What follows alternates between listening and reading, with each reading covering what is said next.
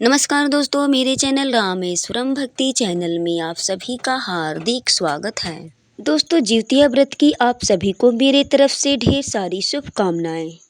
दोस्तों, जिउतिया व्रत अश्विन मास की कृष्ण पक्ष की अष्टमी तिथि को रखा जाता है। दोस्तों, इस दिन जीमूत वाहन के पूजन का विधान बताया गया है। इस साल जिउतिया व्रत 2023 में 6 अक्टूबर दिन शुक्रवार को है। मेरी माताएं और बहनें ध्यान रखें कि कोई भी व्रत नहाए खाए के दिन से ही शुरू हो जाता है और व्रत का नियम नहाया खाया के दिन से ही किया जाता है। तो दोस्तों, 2023 में जिउतिया पर्व का नहाया खाया का तारीख 5 अक्टूबर दिन गुरुवार यानी बृहस्पतिवार को है। दोस्तों, अष्टमी तिथि की शुरुआत 6 अक्टूबर की सुबह 7:05 पर होगी। वहीं अष्टमी तिथि का समापन 7 अक्टूबर दिन शनिवार को सुबह 8:10 पर होगा। यह पर्व 3 दिवसीय होता है, जो कि 5 अक्टूबर से शुरू होकर के 7 अक्टूबर तक चलेगा। और दोस्तों, यह व्रत 6 अक्टूबर दिन शुक्रवार को किया जाएगा और यह व्रत उपवास निर्जला किया जाता है। इस दिन व्रत में पानी नहीं पीना चाहिए, पानी पीना वर्जित होता है। अर्थात यह व्रत अपने पुत्र की लंबी आयु की कामना करते हुए किया जाता है। अपने पुत्र की दीर्घायु के लिए माताएं इस व्रत को रखती हैं। तो माताएं बहनें, व्रत का पारण आप लोग जान लें कि व्रत का पारण कब करना है। तो दोस्तों, व्रत का पारण 7 अक्टूबर 2023 दिन शनिवार को किया जाएगा। व्रत का पारण नवमी की सुबह किया जाता है। जिउतिया व्रत का पारण 7 अक्टूबर दिन शनिवार को 8:10 से लेकर। दोस्तों, इस व्रत को करने में जितना नियम होता है उतना ही इसके पारण में भी नियम होता है और पारण का विशेष महत्व होता है। मेरी माताएं और बहनें, आप लोग ध्यान से सुने कि इस व्रत का पारण मतलब लेट करके करना चाहिए। सुबह में मतलब इस टाइम होता है इसका, लेकिन इस व्रत का पारण लेट में जितना ही किया जाएगा उतना ही अपने पुत्र की आयु के लिए अच्छा रहता है। मतलब कि कम से कम दोपहर का टाइम हो जाए तब आप लोग पारण करें। इसे ही बोलते हैं कि खर जिउतिया। जैसे कि बेटे के सामने कोई भी बड़ी से बड़ी मुसीबत आए तो जिसकी माताएं खर जिउतिया की रहती हैं वो टल जाती है। जैसे कि हम आपको बताना चाहेंगे कि हमारे इधर मतलब जो भी हमारी मम्मी वगैरह हैं, दादी सासू माँ, वो लोग सब खर जिउतिया करती हैं, यानी जिउतिया का पारण जो है कि लेट समय में करती हैं वो लोग, और ऐसा उन लोगों का कहना है। अब माताएं बहनें, मैं आप लोगों को बताऊंगी कि इस व्रत का नियम क्या है, कैसे इसको करना है। तो 5 तारीख को आप लोग बाल उल धो कर के नहा लें, यानी व्रत के दिन बाल धोना वर्जित होता है। व्रत वाले दिन, उपवास वाले दिन बाल को नहीं धोया जाता है, तो इसलिए आप लोग 5 तारीख को बाल धो कर के नहा लें, साफ सुथरा भोजन बनाएं। भोजन में तामसिक भोजन का सेवन ना करें, जैसे कि लहसुन प्याज मांस मछली आप लोग न खाएं, न बनाएं।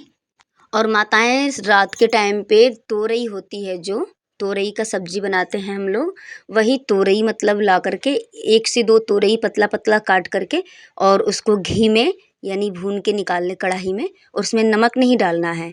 और मतलब 2-4 पूड़ी बना लें आप लोग, और 12 बजे रात के बाद उठ करके यानी 1:30-2 बजे के करीब में 2 पूड़ी के ऊपर उस बना हुआ बिना नमक का सब्जी जो है तोरई का, उसमें से थोड़ा सा रख लें और 2 पूड़ी एक जगह रख करके उस पे थोड़ा सा उस सब्जी में का रख लें बिना नमक वाला तोरई का।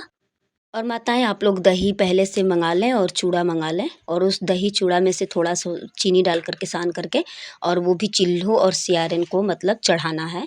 तो माताएं उन चारों पूड़ियों को लेकर के और दही चूड़ा में से थोड़ा सा लेकर के सान करके और छत के ऊपर, छप्पर के ऊपर, अल्वेस्टर हो जहाँ भी हो वहाँ ले जा करके रख दें। और माताएं वहाँ पे थोड़ा सा जल गिरा करके और हाथ जोड़ लें, प्रणाम कर लें।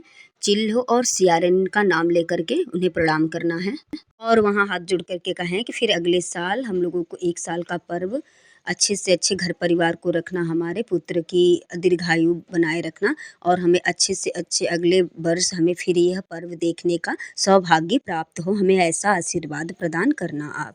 उसके बाद माताएं 6 अक्टूबर को निर्जला पूरे दिन आप व्रत रहें, और दोपहर से जो है कि स्नान शुरू हो जाता है।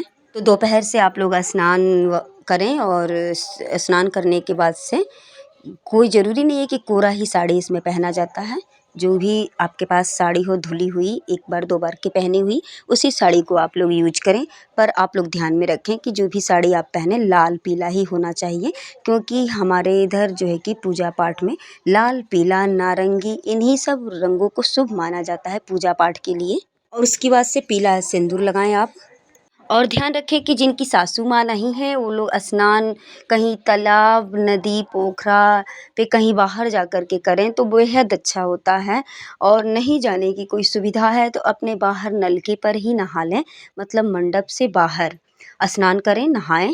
और माताएं ध्यान रहे कि जिनकी सासू माँ नहीं है वो खरी मंगा लें, थोड़ा सा भिगो दें और जब नहाने जाएं बाहर स्नान के लिए तो उस खरी को उसमें थोड़ा सा सरसों का तेल डाल करके कटोरी में लेते जाएं। और वहाँ जब आप स्नान करें तभी जो है कि थोड़ा सा खरी और तेल में से थोड़ा सा मतलब निकाल करके अपने सिर के पे रख करके पानी गिरा करके नहा लें, अपने हाथों उथों में लगा लें थोड़ा सा। और उसी खरी तेल में का नेनुआ का पत्ता आप साथ मंगा लें, ये घेवड़ा जिसको बोलते हैं, वो 7 पत्ता रहेगा, 7 जगह रख करके उस सातों पत्तों पर खरी और तेल जो है कि वहाँ उस पे रख करके चढ़ा देना है अपने सासू माँ के लिए, अपने पितरों के लिए, मतलब कह करके चढ़ाने के बाद से वहाँ जल गिरा दें थोड़ा सा और प्रणाम कर लें। उसके बाद से आप वस्त्र कपड़ा बदल करके पहन करके को जो भी कपड़ा साड़ी पहनना है वो वहीं अपने साथ ही ले जाएं। और माताएं ध्यान रखें कि उनको उस दिन सिंदूर नहीं लगाना है जिस दिन वो लोग नहाएंगी। जिनकी सासू माँ नहीं है उनको पारण वाले दिन जब सब कुछ चढ़ा लिया जाएगा तब उनको सिंदूर, पीला सिंदूर लगाना है। उसके बाद माताएं लोटा में जल लें और लेने के बाद से मतलब बागीचे में कहीं, मतलब आप चले जाएं खेत ऊत में जहाँ पे एक पौधा होता है छोटा सा, अरियार बरियार बोलते हैं उसको, उनको ही जल चढ़ाया जाता है। और ध्यान रहे कि जो अरियार बरियार को पहले से मतलब किसी ने पूज रखा है, जल चढ़ा रखा है, उनको नहीं पूजना है। आपको उसमें ढूंढना है कि जो मतलब जिनको भी पूजा नहीं गया है उनको ही आप जल चढ़ाएं।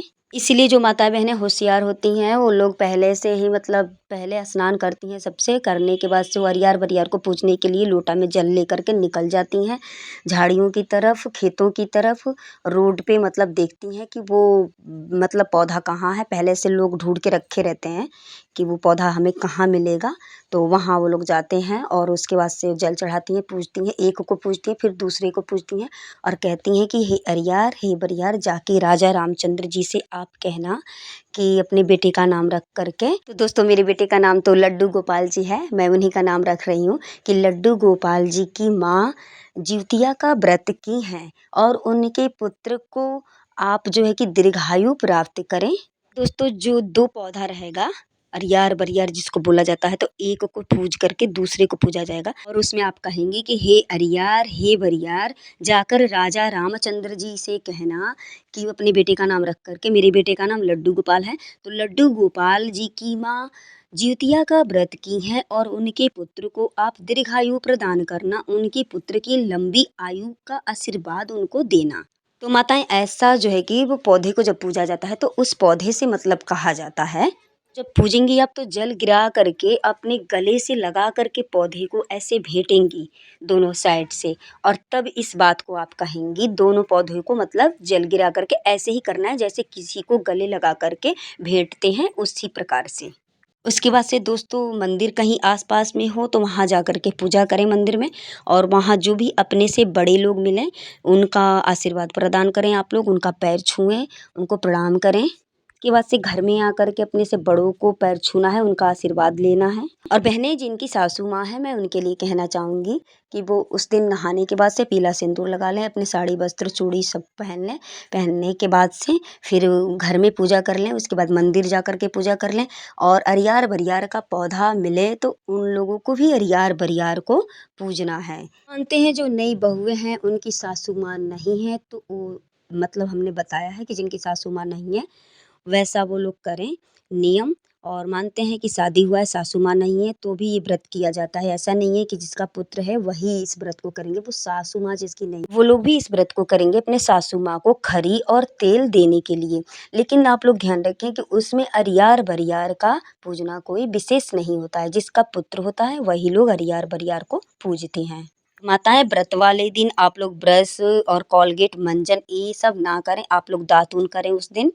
माताएं आप लोग जिउतिया व्रत की कथा भी सुने उस दिन, उसके बाद से चिलो सियारिन की भी कथा उसमें आती है, उस कथा को भी सुनना चाहिए। अगर कोई आपके बगल में सुनाने वाला हो तो उनसे भी आप लोग सुन सकते हैं।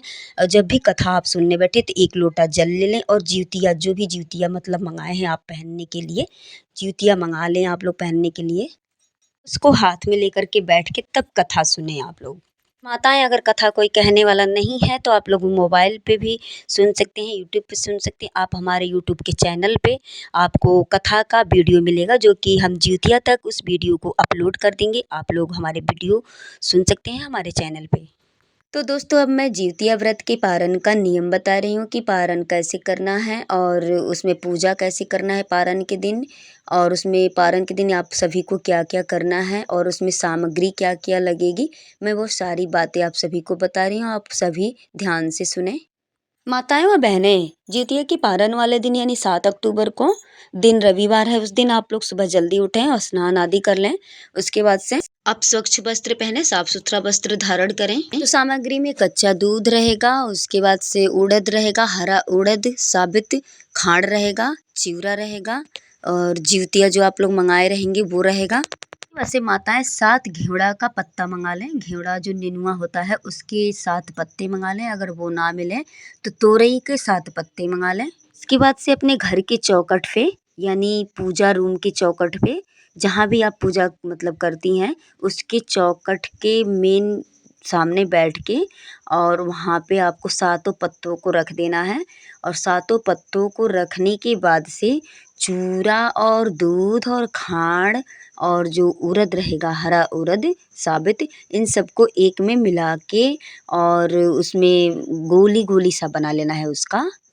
और पत्ते को चौखट की जगह 7 को रख देना है और उस गोली गोली को बना करके 7 पत्तों पे एक एक करके रखना है। उसके बाद से वहाँ पे सिंदूर जो है तेल से पहले चौखट पे दीवार पे तेल से 7 जगह टीकना है और उन्हीं तेल के मतलब जगह पे 7 जगह पीला सिंदूर से टीकना है।